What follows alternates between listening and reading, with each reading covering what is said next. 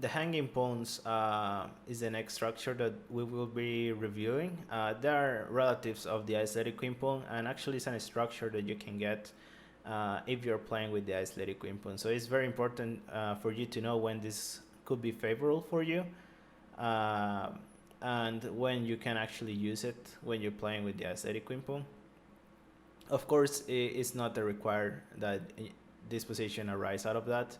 It's possible that you just get it out of the opening. But it's very important to know because these are very common in chess and they are very double-edged. You really need to know how to play this structure in order to approach all of the advantages that these two pawns bring you. Because as you can see, these two pawns by themselves are very weak. They, as the athletic queen pawn, they need to be defended by pieces. But in the other side, of course, they bring a lot of space for the side that has it. As you can see, they control even more squares than the athletic queen pawn, which in a certain way makes them a little bit stronger. Because they take away more squares for the black side or the defender side. So in that sense, they are stronger than the athletic queen pawn. But of course, you need to be very careful with them. One of the ideas that you have in order to play this, of course, is the pawn break of d5. They actually play very similar to the athletic queen pawn. They have similar plans, similar ideas. d5 is one of them. The pawn break of d5 brings a lot of activity to the pieces that are behind these pawns, because most of the time the side that has the hanging pawns try to arrange their pieces, like one bishop on b2 and one bishop on d3 and knight on f3, and both rooks on c1 and d1. So most of the time after d5, there are a lot of themes that you can approach, mostly attacking the king side, because both diagonals for the bishop will be open. So it is a very strong pawn break. Here is less common to see pawn breaks of f4, f5, although sometimes it can happen. They don't have the same idea as in the isolated queen pawn, where you play f4, f5 in order to activate the bishop on b3. In this case, it will be more like to make a passer, to make the d4 pawn a passer. So that's why it's less common to see those type of plans. Still, your idea, of course, with these points is to make a pass pawn, and not only d5 will help you to do that, but also c5. You need to be very careful when you advance the pawns, even more than in the athletic queen pawn, because advancing the pawn also could help your opponent. And actually, the ideas that black has are around, or the defender side, are around making the opponent advance their pawns. So for example, black tries to play something like b5 at some point and try to make white to push the pawn to c5. This way, of course, you make a passer, but the other pawn, the pawn that is behind this one, becomes very weak. And this one, which is the base of all the pawn chain that you have, could fall very easily if you don't protect it with pieces. So this is basically the goal for the defender side, and after they achieve to make you advance one of the pawn, of course they will try to control the squares that are in front of these pawns, putting a piece in there, or just to keeping an eye on it. So you need to be very careful, because if you advance one of the pawns, maybe you are actually hurting yourself. Another idea that black search for is by playing e5 sometimes, and again trying to make white to push one of the pawns. They're basically trying to make one of the pawns weak. Of course, white's main goal actually is, in the middle game at least, is to keep these pawns in the center on c4 and d4 as longer as they can, so they can actually gradually approach all the space that they have in order to attack the king side. So It's very important that just keep in mind those two rules if you're playing with the hanging pawns. If you're gonna advance it, be very careful because you may be actually hurting yourself, and instead, if you're playing in the middle game, try to leave them in the center as long as possible, and when the time is right, try to push them. And if you're playing against the hanging pawns, try to make them advance into in favorable situations where you can actually block these pawns and try to approach the pawn at the base of the chain. So that will be it, and in the next video we'll be looking at some of the ideas that I mentioned in practice. So now we're gonna see one of the strongest ideas that the side with the hanging pawns has, which is the pawn break of d4 or d4 d5. So we have here the game of Gligoric against Paul Keres. They start with playing d4, knight f6, c4 e6, knight c3, bishop b4, playing the Nimzo-Indian defense, e3 c5, very popular in those times, bishop d3, b6, knight f3, bishop b7, trying to control this diagonal, putting pressure on g2, castles, and bishop d2. Of course, at some point, white may want to actually take with the bishop. C takes d4, e takes d4, d5, and after d5, Gligoric decides to take on d5 first, and after bishop takes e3, b takes e3, and queen takes d5, we have actually transposed into the hanging pawns.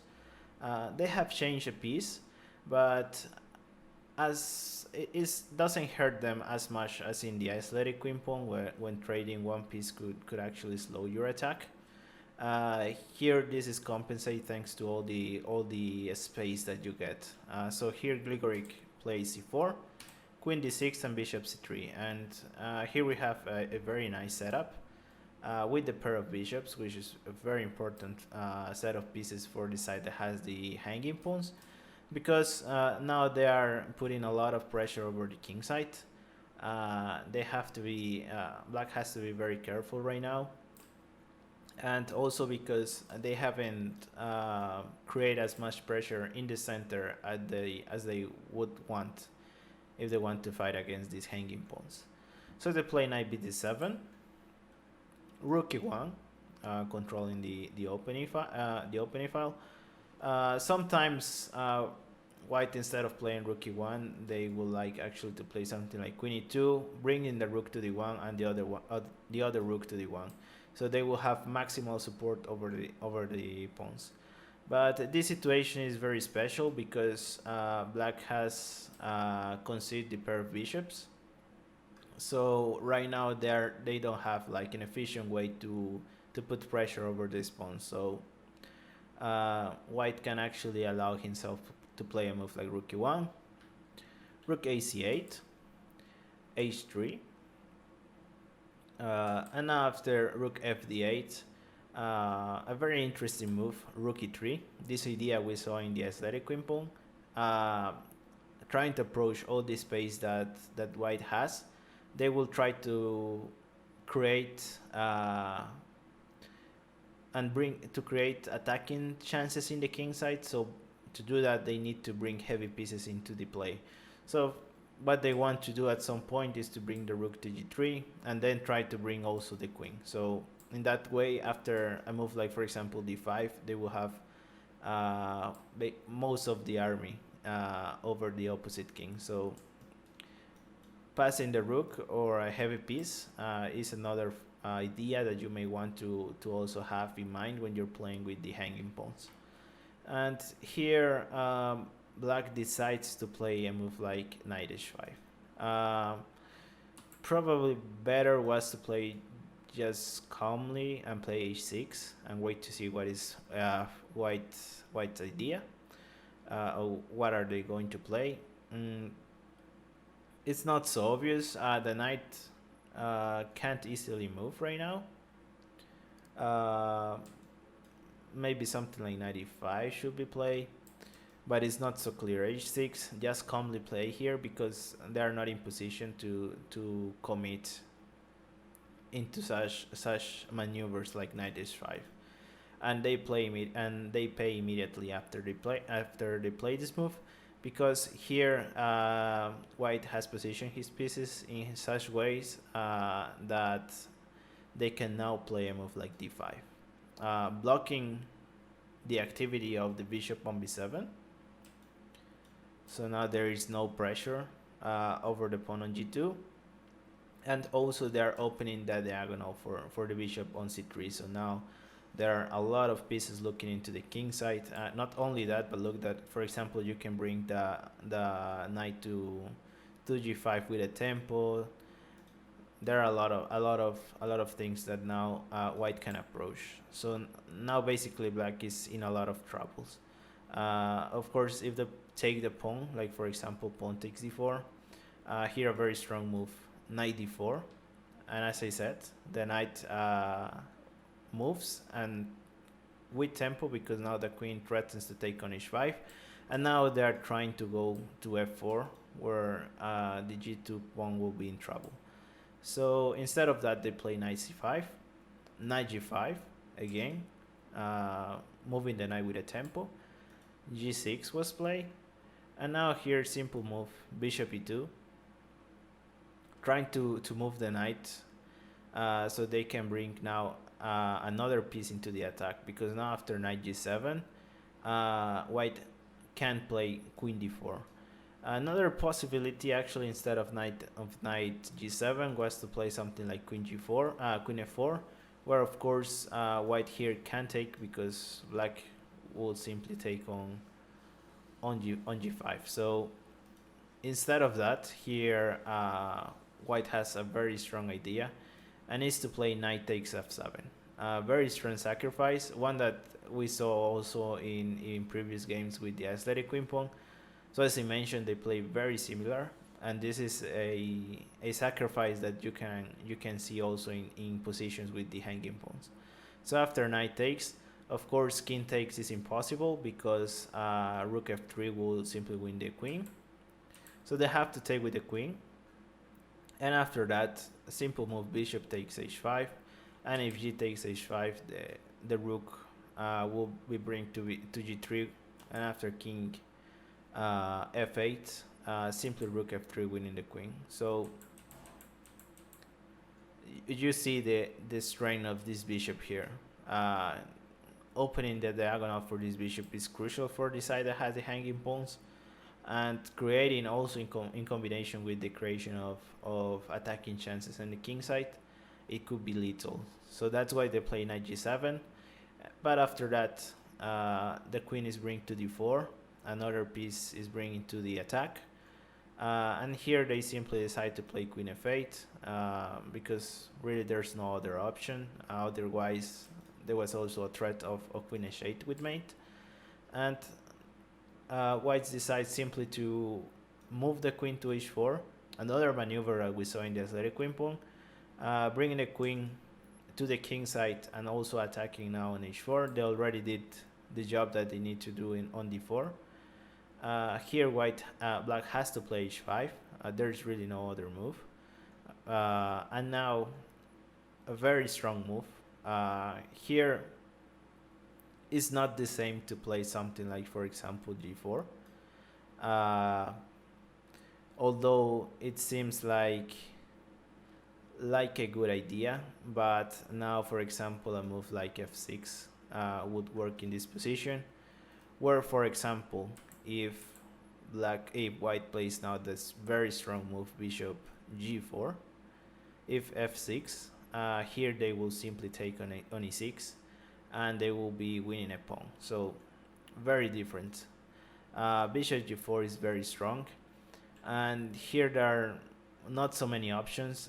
They end up playing f5, but if, for example, they play something like rook d6, trying to protect the pawn on e6, white will simply bring more pieces into the attack, rook e8, and after bishop takes g7, queen takes g7, and queen to g3, there will be no defense and the pawn will fall on e6. So instead of that, they play f5.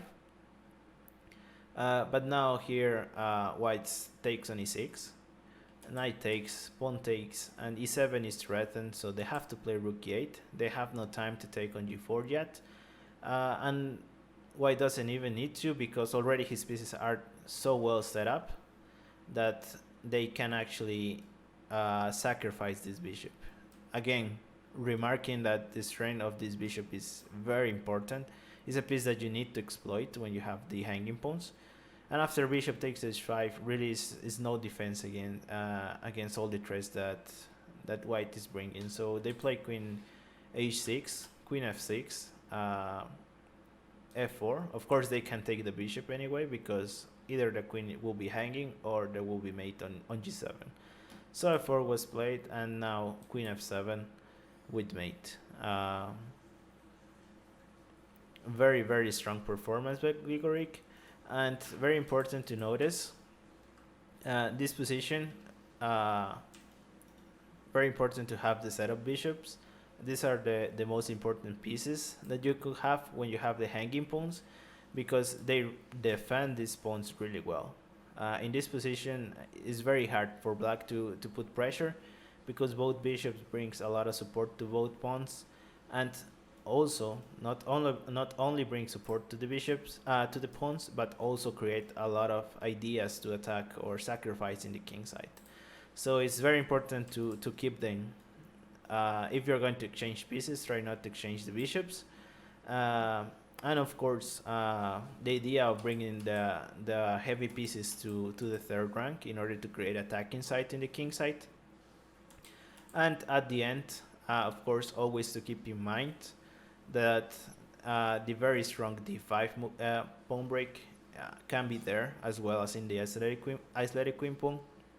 You have to think about that pawn break if it's possible, because with all the space that you have and with a good range of pieces, you can simply play d5 and maximize all of the activity of all of your pieces.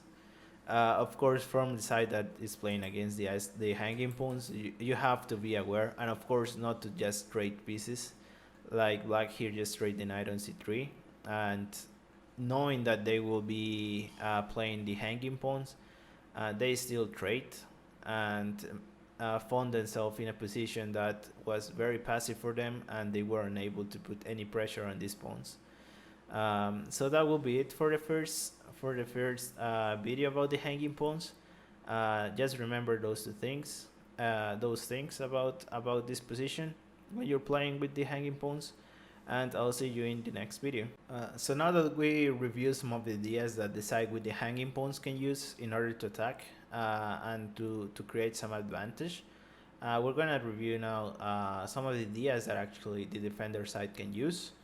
And we're gonna start with the game of Makarov against Ibragimov. They start by playing knight f3.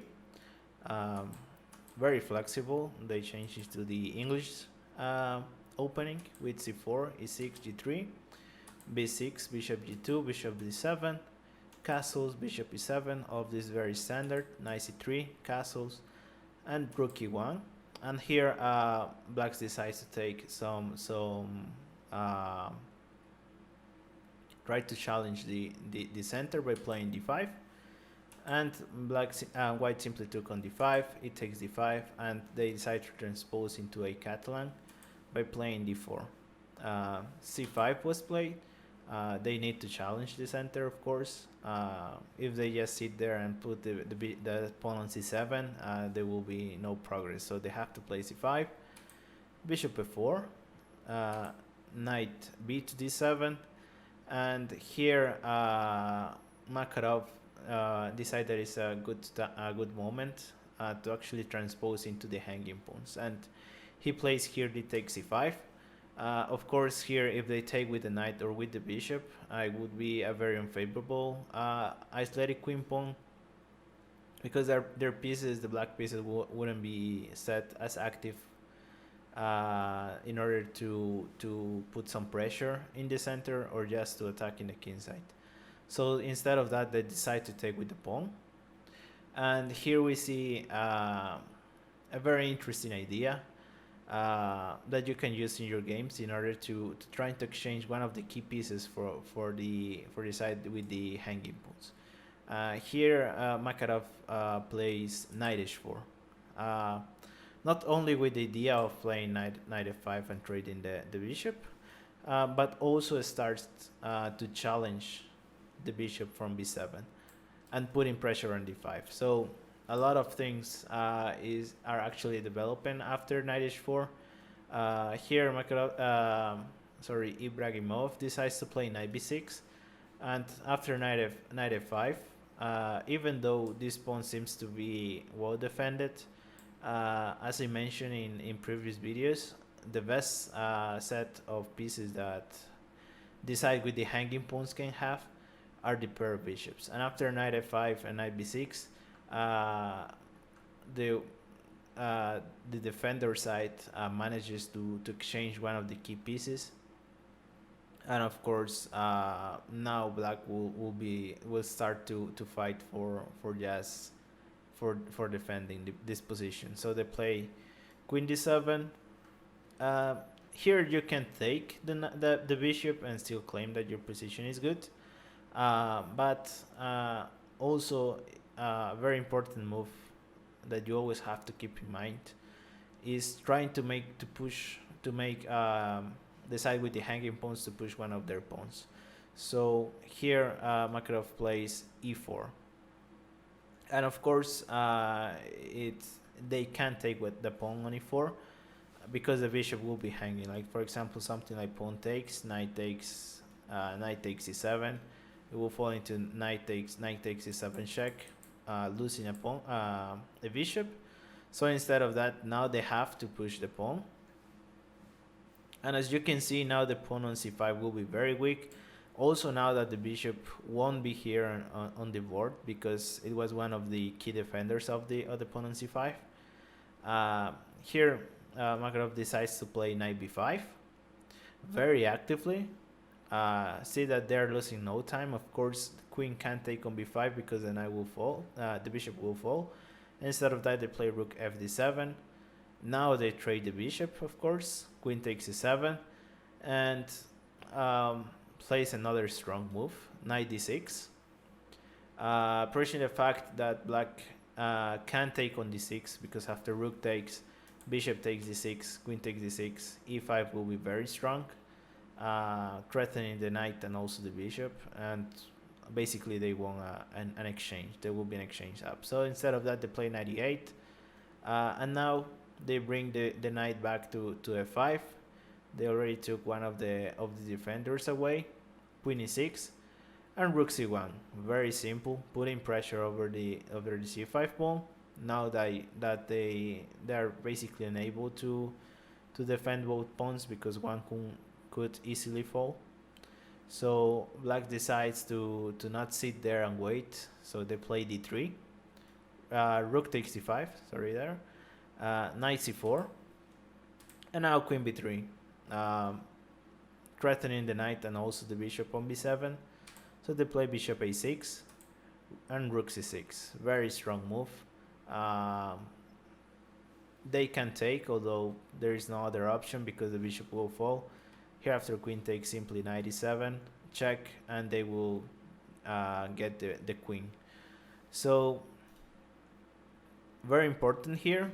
Once you get this position, of course, as you saw, it's also important to value if the position that you will get is actually strong enough so you can pressure, because otherwise, of course, here you can play other moves that try to keep the tension in the center, so you won't be facing an unfavorable hanging pawns. Here Makarov valued this correctly and played d takes. Then after that, keep in mind that if you're able to exchange one of the key pieces from the side that has the hanging pawns, don't hesitate and go for it. So play knight h4 here. Also important to remind you that you always have to put pressure over this pawn, otherwise you will give a free hand for the side that has it, and they will simply develop an attack on the king side, or just a very strong position where they will be able to push the pawns and create a passer. So knight h4 very strong, and here of course e4, very strong move too. Another move that you have to keep in mind, trying to make this center to push, so you can start creating some sort of blockade, or also to keep pressuring them. And of course, and after d4, well, simply was very easy win here after knight takes c7. But the important things are those. Try to make one of the pawn moves. Also try to exchange just the key pieces, especially the bishops. And after that, just put a lot of pressure over these pawns, and don't get a passive position. Now we're gonna review another setup that you can use against the hanging pawns. And to do that, we're gonna see at the game of Ben Larsen against Ivan Radulov. Larsen with white decides to start by playing z4, knight f6, knight f3, an English opening, e6, b3, bishop b7, bishop b2, castles, knight c3, putting some control over the center, d5, e3. Of course, you don't want to allow d4. That will be very dangerous. b6, d4, bishop b7, bishop d3, c5, castles. After knight d7, there's a lot of tension in the center, but still you don't need to still take anything there. Instead, Larsen decides to just keep improving his position, and he plays queen e2, knight e5, and now he decides to clarify a little bit the situation, and he takes on d5 first. C takes d5, e takes d5, and now maybe he could actually take the decision on taking on c5, but it wasn't necessary. The move would stay there because he has still control over c4. So taking that in mind, he decides first to improve his position and plays rook fd1, and black decides to take on c3, although maybe here it was better to play just f5 and try to support the knight on e4. Although it's understandable why they want to trade on c3, because after a move like f5, you may be concerned about the pawn on d5, or not only the pawn on d5 but also the diagonal. The king is kind of exposed, so it's more understandable that at that time they will prefer just a safer move and play just knight takes c3. So knight takes c3, bishop takes c3, rook c8, rook ac1, and they play rook c7. Very passive move actually. They may want to actually put their minor pieces in better squares.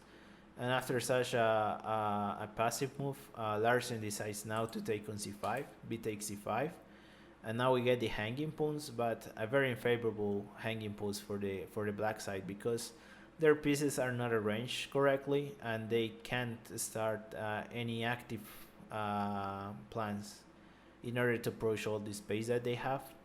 And Larsen simply decides now to play queen c2, gaining a tempo on the pawn on h7. And now no matter what black will do, like for example in the game play g6, but if you play h6 it will be the same thing. White, because of all the ahead-on development and the better range of pieces, they are now able to play a very strong move e4. And not only they are putting pressure on d5, but also they are trying maybe to make black to push the pawn. Although in this position it's impossible because there are some tactical ideas over this line. Instead of achieving just the pawn on advancing, they are actually getting an even better position where the pawn on c5 will be very weak. So here black has to play queen e8, and now instead of taking right now and giving black like because if you simply take on e4 after bishop takes, now the move of queen e8 will be justified. So instead of that, Larsen decides simply to play queen d2, and black here decides to play bishop f6. Of course, a move like pawn takes e4 is very tempting, but unfortunately here white has queen h6, and after something like knight f6, knight g5, and there's not an efficient way for black to defend against the threat of queen takes h7. So instead of that, they play bishop f6, trying not to fall into that attacking idea. But here Larsen simply played queen f4, and now he's threatening the bishop and also the rook on c7. So black has to bring the queen back to d8, and now after bishop f5, knight b6, and another very strong move b4. They have maximal pressure over the center, and one of those pawns either will be pushed or they will fall. And there's actually not an efficient way now for black to defend the center. So they decide to play something like bishop e7, still trying to maybe protect the pawn on c5. Because of course if they push the pawn on c4, they will simply fall by the move bishop takes e4. And the move of d5 of course is bad because the pawn on c5 will be hanging. So instead of that, they play bishop e7, but now after e takes d5 and bishop d6, of course a move like bishop takes will be very bad because of the ping on the d file. And they play bishop d6, now queen h6, still playing with the idea of knight g5. They play f5, trying to defend the 7th rank, but after knight g5, there still will be a lot of threats. So that's why they decide actually to take on b4. And after knight g5, playing f5 now. But again, they fall into knight e6, queen d7, and rook takes e7. And here they decide to resign, because if they take with the bishop, then the rook will fall. And of course, if they take with the queen, simply knight takes e7, and they will be lost. So very instructive. Seeing very important to take notice of this training of both of these pawn breaks. This is a very special game because Larsen actually manages to get both pawn breaks in one game. Usually just one is enough, but he manages to get both, and you can see how much pressure it can generate into this against the side that has the hanging pawns, because advancing them is very bad, especially in this situation where both rooks are looking into the center. And of course, not only that, but in combination with the weakness on the king side, white was simply in such a superior position that they won very easily. So taking notice that if you're playing with the hanging pawns, don't play as passive as black play in this position. Move like rook c7 instead of just improving the position of your minor pieces. Could be punished very hardly just by a couple moves. Losing control over these squares of b4 and e4 could be very painful for the side that has the hanging pawns.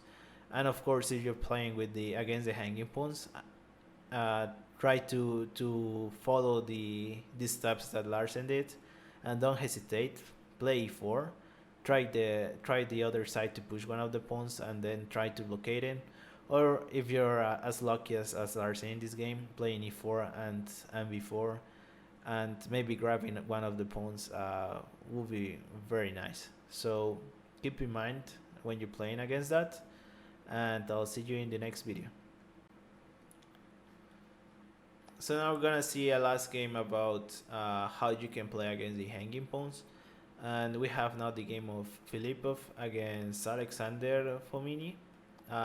Filipov start by playing c4, knight f6, knight f3, c5, knight c3, e6, g3, an English opening, b6, bishop g2, bishop g7. Now both bishops are challenging each other. Castles, bishop e7, rook e1, d5, And here Filippo decides to already take action in the center, and he takes on d5 first. C takes d5, e takes d5, and now d4. Of course, you don't want to allow d4 to happen. Castle kingside, and here we see a deviation from a previous game that we saw. Here Filippo takes on c5 immediately, when in another game we saw that bishop f4, knight d7, pawn takes, and knight h5 was an idea. So d takes c5 first was played, b takes c5, and Filippo here now plays queen b3, taking away the queen from d1, which could be a square used for a rook in the game. But also now they put pressure over the pawn on d5, and also they try to win tempos on the bishop on b7. So Black decides to play here queen b6, hoping that white maybe takes on b6, where after pawn takes b6, they will get now a very favorable pawn structure, because the pawn on c5 now will be supported by the pawn on b6, and d5 is not weak because there are a lot of pieces defending it. So it will be very favorable for white if for black if they manage to do that. But of course Filipov knows that, and instead of taking on b6, he simply plays knight e5, allowing black to take on a3. But they don't really mind about that, because for black it will take a lot of tempos in order to develop any type of pressure over these pawns. So black decides to play rook d8 first, and now simply bishop g5, aiming to trade maybe one of the defensive pieces. So black takes on b3, a takes b3, doubling the pawns on the b file. But as I mentioned before, it's very hard for black to put any pressure over these pawns, and instead actually white is winning a lot, because the rook now on a1 is very active without even moving, and in that way now the rook on e8 also is attached to the pawn on a7. So black still needs to develop his pieces, and he plays knight bd7, and maybe trading on d7 was an idea, but without the queens it's very hard now for black to look for attacking ideas, and maybe just keeping as much pieces as white has as a white can, it will be a very good idea. And now he plays knight d3. You see, both knights now are putting a lot of pressure over these pawns, and maybe the knight on d3 is hoping to jump to f4 and put even more pressure over the pawn on d5. So once again, you don't need just to put pressure by moving these pawns, but you can also first put pressure with your pieces. Black decides to play h6, and of course white decides to trade one of the defenders of the center by playing bishop takes f6, knight takes f6, and now rook f5. You can see now the effects of actually taking on b3, that now the rook not only is threatening the pawn a7 and being very active in the a file, but also it can bring the rook into the game to put pressure over the center by a move like rook f5. Very strong move. So knight e4, trying to defend the pawn c5, but of course here white can simply grab it by playing bishop takes e4, d takes e4, knight takes c5, bishop takes, rook takes c5. Maybe white was hoping that black was hoping that after rook d2 they will have efficient counterplay, but the white rook would reach the 7th rank, and that will be very decisive. So bishop a6, knight takes c4, rook takes b2, and knight d6. The combination of the rook and the knight in the 7th rank is very strong. Bishop takes e2, knight takes f7, a5, knight d3, rook d8, knight f5, and here now is just a matter of technique, and you can review this later. The important thing here is to notice that once again it's not mandatory just to push the pawns in order to make them advance or to try to put pressure on them, but also you can arrange your pieces. And knights in these positions are very special if you want to put pressure over the center. As we saw in the game of Spassky, where he put his knight on a4 and 1 on d3, and here where the knight on c3 and d3 are also putting pressure over the center. So if you're playing against them, knights are a very good set of pieces. Of course, you don't need to trade one of your bishops as we saw in the first game, because sometimes that could leave you with a very, very bad position. So if you're making trades and if you're trying to reach these setup pieces, try to make sure that after those changes, you will actually get an active position enough so you can put pressure in the center, because otherwise you will sit there in a very passive position where the side with the hanging pawns will be able to maneuver his pieces and create attacking ideas. So trade pieces in the most according way, and also just as a reminder for all of the structure, trying to reach trying to make the side with the hanging pawns to push one of their pawns, so that way you can blockade them and try to approach the pawn that is the base of the chain, because that will be the weakness. So keep in mind those things, trading pieces accordingly, and try to make one of the hanging pawns to push.